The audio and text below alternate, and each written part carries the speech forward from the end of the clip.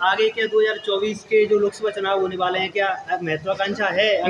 नमस्कार, मेरा नाम है अर्पित शुक्ला और इस समय हम मौजूद हैं कांग्रेस कार्यालय में और हमारे साथ मौजूद हैं मितेंद्र जी, जो कि युवा कांग्रेस के नेता हैं।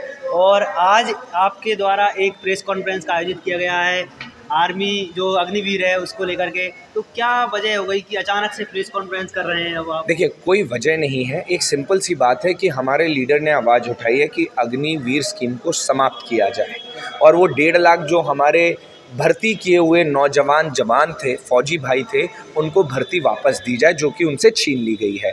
आपने खुद सुना है कि जो आर्मी चीफ मारने जी रहे हैं, जो अभी हैं, उन्होंने अपनी किताब में कहा गया है कि अग्निवीर स्कीम देश के हित में है ही नहीं।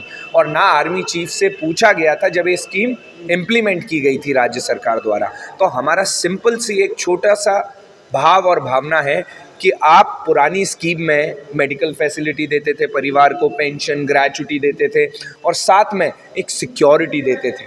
बिल्कुल आपकी बात सही है, लेकिन जो अग्निवीर के समर्थक लोग हैं यहाँ पे, सरकार का एक पक्ष ये भी है कि अपने देश का जो रक्षा बजट है उसका ज़्यादातर बड़ा हिस्सा सिर्फ पेंशन्स हैं और सैलरीज हैं, इनमें ही खर्च हो रहा है और हमारे पास पैसे ही नहीं बचते कि हम नए हेलीकॉप्टर, नए हवाई जहाज खरीद पाएं। अब आप एक बात बताओ, आप जितना पढ़ा लिखा और अच्छा नौजवान ये बात कर रहा है, तो मैं आपसे एक सवाल पूछता हूँ, ये पेंशन खत्म करके वो अडानी को जो लोन दिए जा रहे हैं वो सब्सिडी में क्यों माफ़ किए जा रहे हैं? आप ये बताओ ना मुझे कि वो सब्सिडी में जो करोड़ों पैसे उनको दिए जाते हैं, आपको पता है देश में क्या चल रहा है? मैं बताता हूँ, अपन थोड़ा सा रिसर्च करें। पेंशनों को ख़त्म करके बड़े बड़े प्राइवेट कंपनीज को लोन दिया जा रहा है। हमारे देश में इतना पैसा है जनाब कि हम दूसरी कंट्रियां खरीद लें। एक मंदिर, जिस दिन भी देश को आप जो कह रहे हैं ना कि देश में पैसा नहीं है, एक अकेला हमारा मंदिर पे इतना पैसा है, हम 2 कंट्री खरीद लें, तो ये देश बहुत मजबूत है।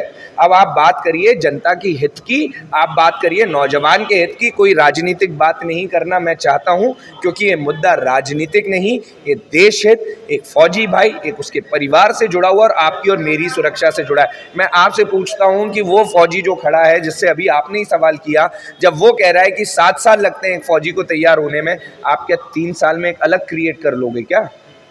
आपकी बात सही है, आप सैनिकों की, युवाओं की आवाज़ उठा रहे हैं, लेकिन कहीं ना कहीं लोग इनको इस बात को भी कि मितेंद्र जी इस बात को उठा रहे हैं, राजनीति से जरूर जोड़ेंगे कि आप राजनीतिक व्यक्ति हैं यार। तो देखो, क्या अब चुनाव की भी तैयारी चल रही है, लोकसभा चुनाव आपको मैं बहुत अच्छी बात कह रहा हूँ कि राजनीति वाला जब भी कोई भाषण देगा तो आदमी को राजनीतिक ही लगेगा।